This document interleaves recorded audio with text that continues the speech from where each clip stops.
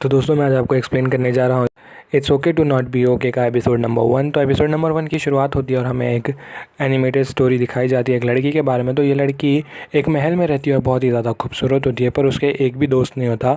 इसका जो कारण होता है वो होता है एक जो साया जो उसके पीछे पीछे मंडराता है। उसका जैसे कोई उसका दोस्त बनना नहीं चाहता, पर वो एक दिन एक लड़के को बचा लेती है डूबने से।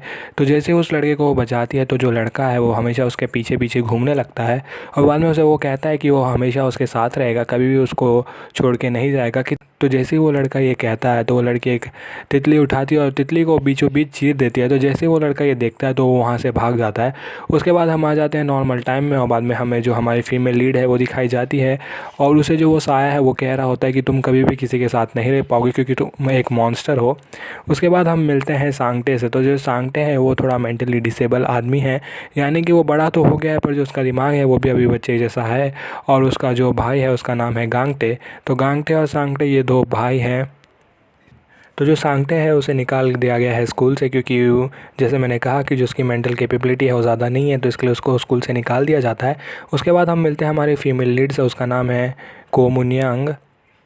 तो कोमुनियांग एक रेस्टोरेंट में बैठ के खा रही होती है और फिर बाद में जो एक बच्ची है उसका एक ऑटोग्राफ लेने जाती है। तो जैसे ही बच्ची उसके पास जाके बैठती है तो वो बच्ची को ऐसे ऐसे चीज़ें कहती है कि जो बच्ची है वो रोने लगती है। तो हमें पता चलता है कि जो हमारी फीमेल लीड है उसे है एंटी सोशल डिसऑर्डर, यानी कि वो किसी के साथ रह नहीं सकती, यानी कि जो बचपन से है वो किसी के साथ रही नहीं है, तो इसके लिए उसे पता ही नहीं है कि दूसरे लोगों के साथ बात कैसे करना है। तो उसके बाद जो मुनियंग है उसका मैनेजर आता है, उसे कहता है कि उसे आज जाना है और उसे अटेंड करना है जो बच्चे लोग का जो स्टोरी रीडिंग फंक्शन है उसे एक हॉस्पिटल में जाके करना है चैरिटी वर्क के लिए। उसके बाद हम देखते हैं तो जो गांगटे है वो काम करता है एक हॉस्पिटल में एज अ केयर गिवर। तो केयर गिवर उन लोग की मदद करता है जो खुद के काम खुद से नहीं कर सकते। तो जो गांगटे है वो उसे बताया जाता है कि जो एक पेशेंट है वो बहुत ही ज़्यादा खाना खा रही है, यानी कि वो जितने भी चीज़ है वो लेके सीधा अपने पेट में डाले जा रही है, तो उसे कुछ तो हो जाएगा अगर वो ऐसे खाती रहेगी। तो जो गांगटे है उसे जाके बात करता है। तो जैसे वो उससे बात करता है तो जो वो औरत है वो सीधा उसे पकड़ती है और जितना भी उसके मुँह में खाना होता है वो पूरा का पूरा उगल देती है गांगटे के ऊपर। उसके बाद हमें पता चलता है कि जो हॉस्पिटल है उसमें एक नया पेशेंट आता है, तो उसे एक एनजाइटी डिसऑर्डर होता है। तो इसके लिए वो चाहता है कि वो अपनी बेटी, यानी कि उसकी छोटी सी बेटी होती है, उसे और ख़ुद को साथ में ख़त्म कर ले। पर जो पुलिस वाले उधर पहले पहुंच जाते हैं और उसे यहाँ पे लेके आ जाते हैं। उसके बाद हम देखते हैं कि जो कोमुनियंग का मैनेजर होता है उसे फ़ोन आता है ओके साइकेट्रिक हॉस्पिटल से। तो जो कोमुनियंग का जो पापा है वो वहाँ पे भर्ती किया होता है। तो वो जो हॉस्पिटल वाले होते हैं वो कहते हैं कि आपको यहाँ पे आके जो फॉर्म है उस पर साइन करना होगा तभी हम इनका ऑपरेशन कर पाएंगे। तो जो कोमुनियंग है वो कहती है कि वो मेरे लिए मर चुके हैं, तो तुम लोग को जो करना है करो, मैं नहीं चाहती हूँ कि वो आदमी जिए। तो जो नर्स कॉल करती है उसका नाम होता है जूरी। तो जूरी जैसे बाहर आके ये बताती है हेड नर्स को, तो हेड नर्स कहती है कि तुम्हें अपना काम करना होगा, यानी कि तुम्हें ये फॉर्म ले जाना होगा और खुद जाके साइन करवाना होगा कोमुनियंग से। तो अगर तुम उससे साइन करवा लोगी तो मैं तुम्हें 2 दिन की छुट्टी दे दूँगी। तो वो मान लेती है ये बात। तो जो कोमुनिंग है वो आ रही होती है गांगटे के हॉस्पिटल में और जो उसका भाई है सांगटे वो उसका बहुत ही बड़ा फ़ैन है, क्योंकि कोमुनियंग राइटर है, यानी कि वो बच्चों के लिए स्टोरी लिखती है, तो वो बहुत ज़्यादा फेमस है। तो जो गांगटे है वो सांगटे को प्रॉमिस करता है कि वो उसके लिए एक ऑटोग्राफ लेके आएगा। तो जो सांगटे वो कहता है कि चाहे कुछ भी हो जाए तो मैं वो ऑटोग्राफ लेके आना ही है मेरे लिए। तो कोमुनियंग जैसे हॉस्पिटल में पहुंचती है तो वो बाहर बैठ के स्मोकिंग कर रही होती है, पर हॉस्पिटल में स्मोकिंग करना अलाउड नहीं होता। तो जो गांगटे है उसके पास जाता है और कहता है कि तुम यहाँ पे स्मोकिंग नहीं कर रहे। तभी जब हम देखते हैं कि जो चेरी ट्री है उसके जो पत्ते हैं वो नीचे गिरने लगते हैं।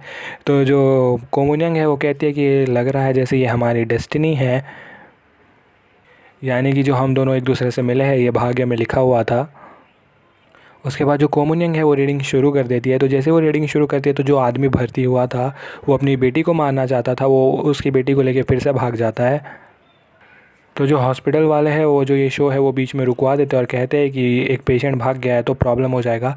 पर जो कोमुनियंग है वो देख लेती है उस आदमी को, तो उसका पीछा करते करते पहुंच जाती है बेसमेंट में। तो बेसमेंट में जैसे ही पहुंचते हैं तो जो उसका पापा है उसे फिर से बोल रहा होता है कि चलो हम दोनों मर जाते हैं, बाद में चले जाते हैं अपने मम्मी के पास में, एक साथ में ये काम करेंगे तो जिससे हम लोग को बिल्कुल भी दर्द नहीं होगा। तभी वहाँ पे जो कोमुनियंग है वो आ जाती है वहाँ पे और उसे एक चांटा लगा देती है। तो जैसे वो आदमी देखता है कोमुनियंग को तो वो उसे जाके पकड़ता है, उसका गला दबाना शुरू कर देता है। पर वो जब उसे गला दबा रहा होता है तो कोमुनियंग के सामने में जो उसके पापा का चेहरा है वो आ रहा होता है। उसके बाद जो गांगटे है वो वहाँ पे पहुँच जाता है, वो आदमी वो खींच लेता है उस आदमी को और उसका हाथ जो है वो बांध देता है। पर जैसे उसका हाथ बांधता है तो जो कोमुनियंग है उसके हाथ में एक चाकू होता है, तो वो चाकू लेके आ जाती है और वो हमला करने वाली होती है उस पेशेंट पे कि तभी जो गांगटे है वो पकड़ लेता है उस चाकू को और जो उसके हाथ से है वो खून बहना शुरू हो जाता है। तो जैसे उसके हाथ से खून बह रहा होता है तो जो गांगटे है वो अपने हाथ पे रुमाल बांधने की जगह वो चाकू पे रुमाल बांध देता है, क्योंकि वो चाकू छुपाना चाहता है, क्योंकि अगर ये बात बाहर पता चलेगी तो इस पर केस भी हो सकता है। तो चाकू छुपाने की कोशिश कर रहा होता है, इसलिए उस पर वो रुमाल बांध देता है। तो जो कोमुनियंग है वो कहती है कि तुम कर क्या रहे हो, चाकू को थोड़ी खून आ रहा है, तुम्हारे हाथ से खून आ रहा है, उस पर बांध दो। तो इसके बाद जो कोमुनियंग है वो उसके हाथ पे जो रुमाल है वो बांध देती है। तो ये सब सीन होने के बाद जो कंपनी का डायरेक्टर है वो उसे बुलाता है और कहता है कि वैसे भी तुम हर साल 1 साल के बाद जितने भी हॉस्पिटल में तुमने पहले काम किया है तुम 1 साल के बाद वहाँ से छोड़ के चले जाते हो। तो मैं एक काम करता हूँ, मैं कंपनी वालों को कह दूँगा कि तुमने 1 साल यहाँ पे काम किया तो जो तुम्हारा बचा हुआ टाइम है उसका भी पगार तुम्हें मिल जाएगा। और जो सर्वेंस पे है यानी कि 1 साल काम करने के बाद कभी भी वो छोड़ते तो एक्स्ट्रा पैसे दिए जाते हैं वो तुम्हें मिल जाएंगे। तो तुम्हें टेंशन लेने की ज़रूरत नहीं है। तो जो गांगटे है वो मान जाता है, क्योंकि वो एक्चुअली में 1 साल में काम छोड़ देता है। तो उसके बाद जो जूरी है वो पहुंच जाती है दिए गए लोकेशन पे और वो लोकेशन पे जैसे ही पहुंचती है और दरवाज़ा खुलता है तो वो देखती है कोमुनियंग को। और बाद में हमें पता चलता है कि ये दोनों एक दूसरे को पहले से जानते हैं, यानी कि ये दोनों स्कूल में एक साथ में थे तो ये एक दूसरे को अच्छे से जानते हैं।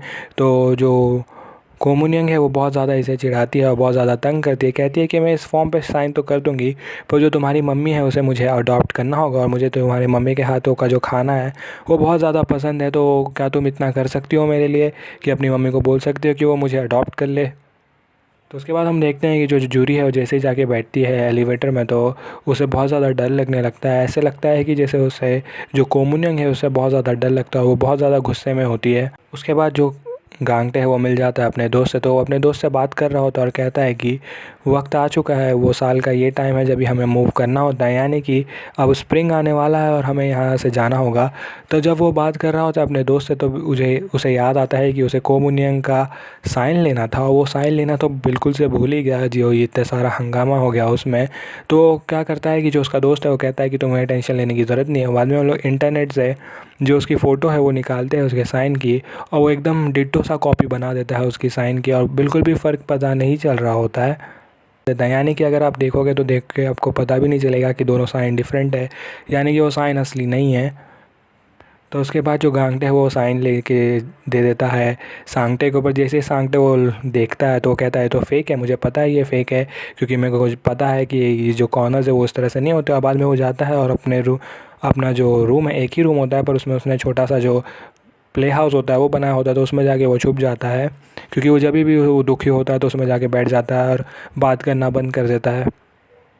उतने में हम देखते हैं कि जो गांगटे है उसके फ़ोन पे मैसेज आता है जो कोमुनियंग है उसके मैनेजर का। वो कहता है कि मुझे पता चला कि इसने आपको चाकू मार दिया, तो प्लीज़ आप आ जाइए यहाँ पे और मैं आपको कंपेंसेट कर दूँगा, आपको जितने पैसे चाहिए मैं वो दे दूँगा, तो प्लीज़ यहाँ पे पहुँच जाना।